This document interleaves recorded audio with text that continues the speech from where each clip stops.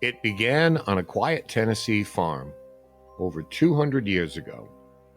A respected man, a devout family, and a voice from the darkness that would not be silenced.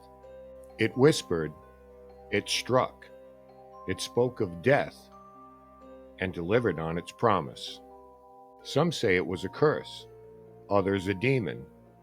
But the family knew one terrible truth. Something inhuman had found them, and it would not let go. This is the true story of the Bell Witch.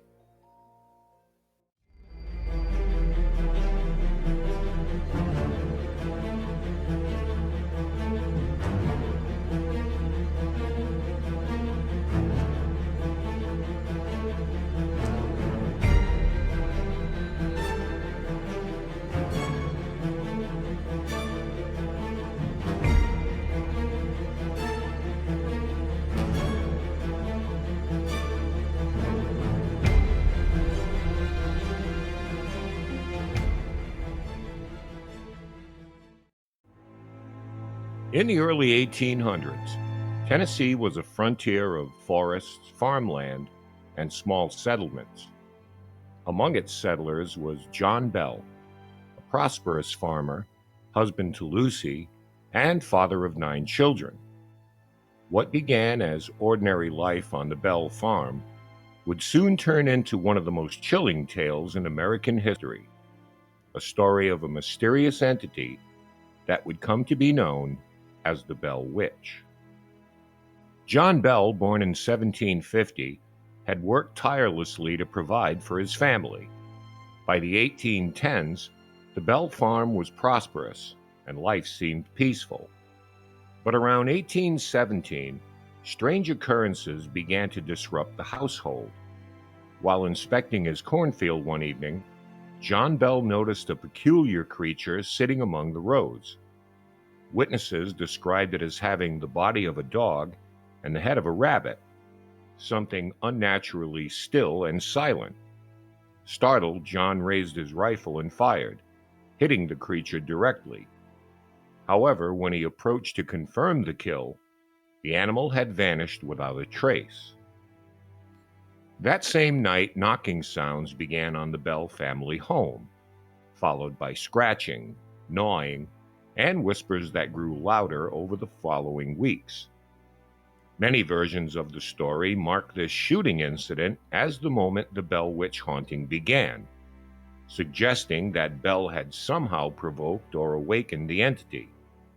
It started subtly, the knocking sounds on walls, the whispers in empty rooms, and objects inexplicably moving. Initially, the Bells attributed these events to mischievous neighbors or old wood settling. Soon, the disturbances grew terrifying. Objects vanished and reappeared. But most unsettling were the physical attacks: slaps, pinches, and hair pulling, often targeting John Bell and his daughter Betsy. The spirit would pull my hair and slap me across the face. Sometimes it spoke to me in a harsh, unnatural voice, calling me cruel names and mocking my family. The entity introduced itself as Kate. Some suspected it was the manifestation of a current neighbor, Kate Batts, but no definitive connection was ever proven. Whatever or whoever it was, the Bell Witch seemed to hold a particular grudge against John and Betsy. By 1818, the haunting escalated. John Bell experienced violent convulsions and paralysis-like episodes. The entity reportedly spoke directly to him, claiming responsibility for his suffering. Betsy endured continual torment. The spirit would curse suitors and summon mysterious music in the night. Witnesses outside the family sometimes heard voices and laughter emanating from the house. I visited the Bell home one night. I heard the voice of a woman, clear and cool, threatening John Bell. Then the objects in the room began to move on their own. Candles blew out, chairs tipped over, and the air grew icy.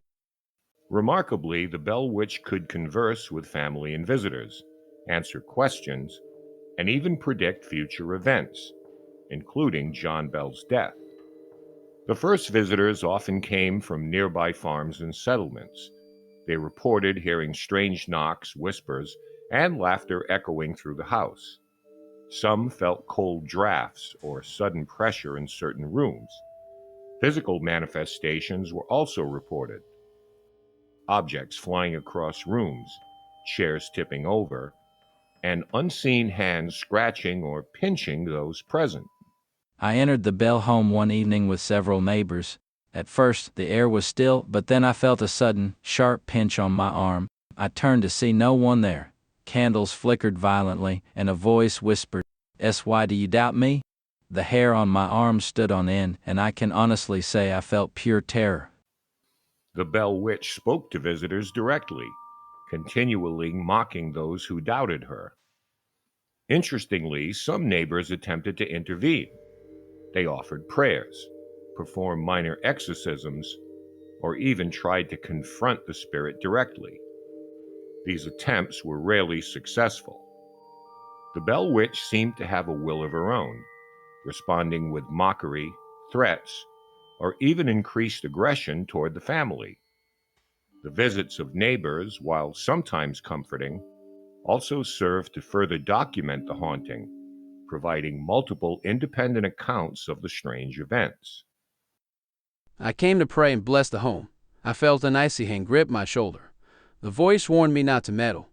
I departed quickly, shaken beyond word.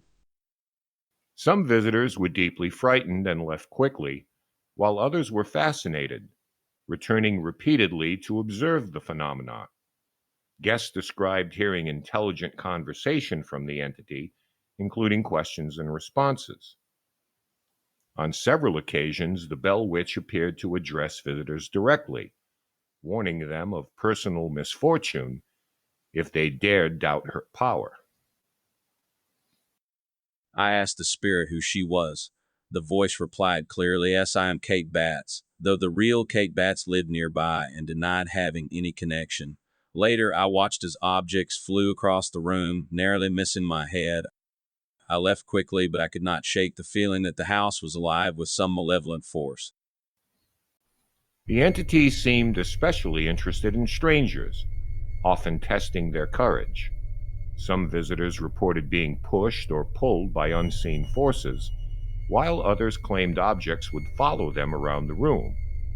These experiences convinced many that the haunting was real, not merely a family fabrication. I visited the farm on 3 separate occasions. Each time the disturbances were the same unseen forces, moving objects, voices mocking us. I spoke to no one afterward who doubted the Bell family, for we all left the house convinced something beyond explanation resided there. Those neighbors who visited the Bell farm provided some of the earliest corroborating evidence of the haunting. Their testimonies were later recorded in Richard William Bell's manuscript and Martin Ingram's 1894 book, An Authenticated History of the Famous Bell Witch.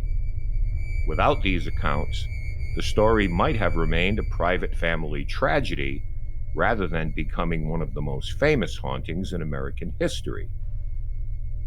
The courage or curiosity of these visitors helped preserve a crucial part of the legend. Their experiences remind us that the Bell Witch was not just a family matter. It became a haunting witnessed, recorded, and remembered by an entire community. The haunting eventually attracted wider attention. Stories tell that in 1819, General Andrew Jackson, later United States President, visited the Bell farm. Accounts suggest he and his men encountered supernatural phenomena, including a wagon that refused to move until an unseen voice allowed them passage. Jackson's famous quote about the Bell Witch is, "I'd rather fight the whole British Army than face the Bell Witch again," or a similar variation. However, historians debate this, as no contemporary documentation from Jackson confirms the visit. But it does remain a tantalizing element of the legend. Regardless, the Bell Witch's notoriety spread. Visitors, neighbors, and locals alike reported strange occurrences. cementing the story as a community legend. By 1820, John Bell's health had deteriorated. Some suggest he may have been poisoned, though no evidence confirms this. On December 20th of 1820, John Bell died, reportedly after predicting the witch would claim his life. After his death, disturbances gradually lessened, though the entity's presence lingered, particularly around Betsy. At this time, Betsy, then a teenager, became romantically involved with Joshua Gardner, a local young man of good reputation. Their relationship blossomed quickly, and the two were soon engaged to be married. However, almost as soon as the engagement was announced, the haunting intensified, with the entity known as Kate turning its attention to Betsy's romance. Witnesses claim the spirit spoke out against Joshua, often in a loud, clear voice. It mocked Betsy, whispered cruel things, and told her if she married Joshua, she would live to regret it. The voice was said to taunt the couple relentlessly whenever they were together. Betsy experienced physical attacks, slaps, pinches, and fainting spells whenever Joshua was near. According to Richard Bell's manuscript, Our Family Trouble, the entity repeatedly told Betsy, "Do not marry Joshua Gardner. You cannot. You must not." The voice was said to grow furious whenever Betsy tried to defy it. The haunting became so severe that the couple could no longer meet privately without disturbances. Disembodied laughter, pounding on walls, and even sounds of choking or screams. Under intense emotional strain, Betsy eventually broke off her engagement to Joshua in 1821, reportedly at the urging or command of the witch. After Betsy ended the engagement, the spirit's hostility toward her lessened. Soon after, the Bell Witch claimed she would leave, promising to return in 7 years. Joshua Gardner eventually moved away from the Red River area, while Betsy later married Richard Powell, her former schoolteacher, a man whom some versions of the legend suspiciously associate with the haunting itself. Powell was known to have studied the occult and was fascinated by psychic phenomena, leading some later writers to speculate that he may have been connected to, or even responsible for, some of the disturbances. Richard Williams Bell, John's son, recorded the events in his manuscript, and though the original is lost, excerpts survive. As far as the actual Kate Batts, she indeed was a real person, a neighbor of the Bell family who lived in the Red River area during the early 1800s. She was the wife of Frederick Batts, and by most accounts, she was considered a bit eccentric by local standards. In early versions of the story, Kate was described as a shrewd, outspoken woman, sometimes rude, and not easily intimidated, qualities that made her stand out in a conservative frontier community. There was also gossip that she occasionally used strange words and gestures, which, in a deeply superstitious time, led some to label her as a witch, or someone dabbling in dark arts. One of the oldest explanations for the haunting comes from a supposed land dispute between John Bell and Kate Batts. The story goes that she claimed she had been cheated by John in a business transaction involving land or slaves. According to the tale, she reportedly cursed him, vowing that she would haunt him and his family until his death. Now, it's important to say this part is folklore, not verifiable history. There's no documented evidence of such a lawsuit or formal dispute. But the story spread quickly, and over time, locals began connecting the mysterious spirit named Kate with Kate Batts herself. The entity in the Bell house called itself Kate on several occasions, saying things like, "I am Kate Batts' witch, and I've come to torment John Bell." There are no records or credible witness accounts suggesting she was missing, ill, or behaving suspiciously during the events. In fact, she denied having anything to do with the disturbances. According to later local recollections, she even expressed irritation at being blamed, reportedly saying something along the lines of, "They can call it what they like, but I've no witchcraft in me." Some researchers believe Kate was a scapegoat, a convenient target for gossip in a rural community trying to make sense of unexplainable events. After the haunting quieted in 1821, Kate Batts lived on quietly in the same area. She died sometime in the 1830s or early 1840s and was buried locally, though her exact gravesite is uncertain. But even decades after her death, her name was still tied to the Bell Witch legend, sometimes unfairly, and by the late 19th century, books and newspaper stories retelling the events began to fuse the real Kate Batts with the supernatural Kate of the haunting. Visitors today can explore the Bell Witch Cave near the original farm. Over 490 feet long, it is believed to be one of the sites of the spirit's most intense activity. Guides report strange sounds, cold spots, and moving objects. The cave stands as a tangible link to a haunting that blurred the lines between history and legend. The Bell Witch remains one of America's most chilling and well-documented legends.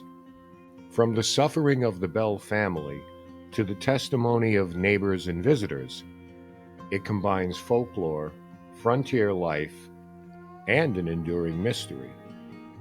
Whether a supernatural entity, a family tragedy, or an elaborate tale, the story continues to captivate generations. So what truly haunted the Bell family? The spirit of a vindictive neighbor, or the power of human fear and imagination? Some legends, it seems, can never be fully explained.